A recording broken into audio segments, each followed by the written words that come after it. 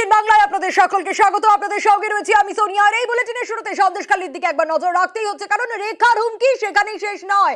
দিনভর দফায় দফায় একেবারে খণ্ডযুদ্ধ দেখেছি আমরা গতকাল। আর ভোট শেষ হওয়ার পরেও কিন্তু রক্ত ঝরার ঘটনা সন্দেশখালীতে।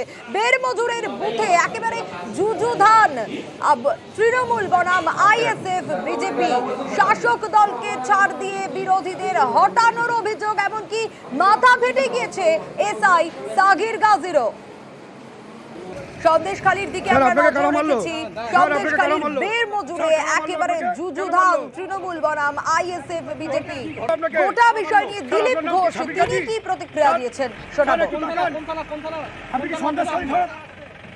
যে ভোটটা লুট করে ওখানে জিততো ওরা, সেটা করার চেষ্টা করেছে কিন্তু পারেনি। ওই মহিলারা যারা 6 মাস ধরে আন্দোলন করছেন, তারা যেভাবে প্রতিরোধ করেছেন, এগিয়ে এসে লড়াই করেছেন, পুলিশকেও মাথা নত করতে হচ্ছে, হাত জোড় করতে হয়েছে। এর ফলে তো ওখানকার লোক ভোট দিতে পেরেছে, এবং এই ভোটটা যে পড়েছে টিএমসি চিন্তায় আছে। তৃণমূল নেতা জয়প্রকাশ মজুমদার রয়েছেন আমাদের সঙ্গে। নিউজ 18 বাংলায় আপনাকে স্বাগত জানাবো। দিলীপ ঘোষের প্রতিক্রিয়া আপনি শুনলেন। ইতিমধ্যে 144 ধারাও আর ভোটের পরে রক্ত ঝরার মতো ঘটনাও, কি বলবেন? দেখুন, বিজেপি সাফল্য লাভ করেছে সন্দেশখালীকে অশান্ত করার যে ষড়যন্ত্রের পরিকল্পনা ছিল তাতে সাফল্য লাভ করেছে।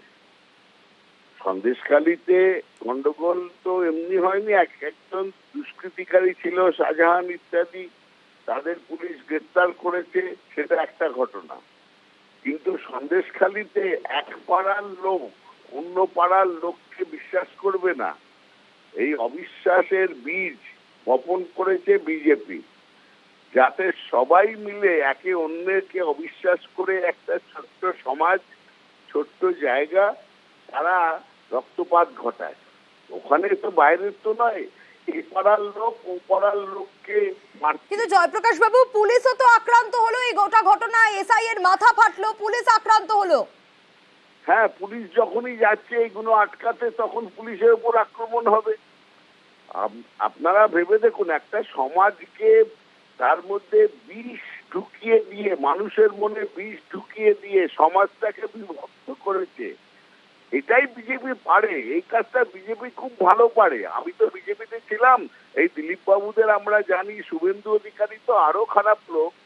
তারা একটা সমাজের মধ্যে বিষ ঢুকিয়ে দিয়ে মানুষে মানুষে অবিশ্বাস তৈরি করে ছারখার করে দিতে পারে, আর সেটাই করেছে। এখানে পুলিশ তো মাঝখানে, দুদিককার যে সাধারণ মানুষ ওখানকার, তারা একে অন্যের সঙ্গে লড়ছে।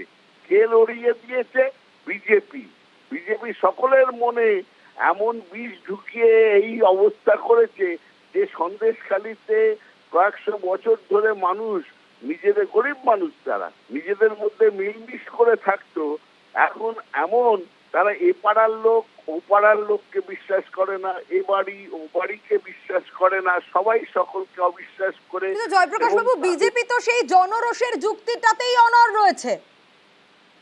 জনরোষের যুক্তি, জনরোষ কার ওপরে? শাহজাহান জেলে জনরোষ কার ওপরে?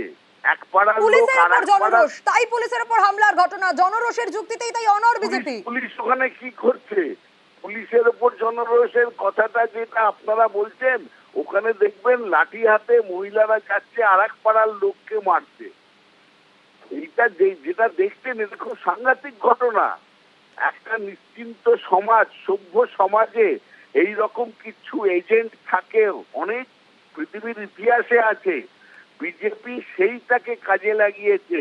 এক দলকে বলছে ওদের বিশ্বাস করো না, মারো, আর এক দলকে গিয়ে বলছে এই নাও রিভলভার নাও, অস্ত্র নাও, ওদেরকে মারো। এইভাবে একটা শান্ত সমাজকে অশান্ত করে তুলে রক্তপাত ঘটানো, আর মাঝখানে পুলিশ যাচ্ছে তাদের আটকাতে, উভয় পক্ষ মিলে পুলিশের উপর হামলা করছে।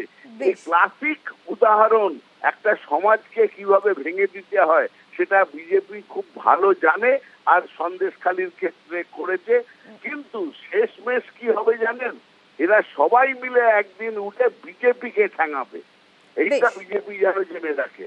বেশ, ধন্যবাদ জানাবো আপনাকে।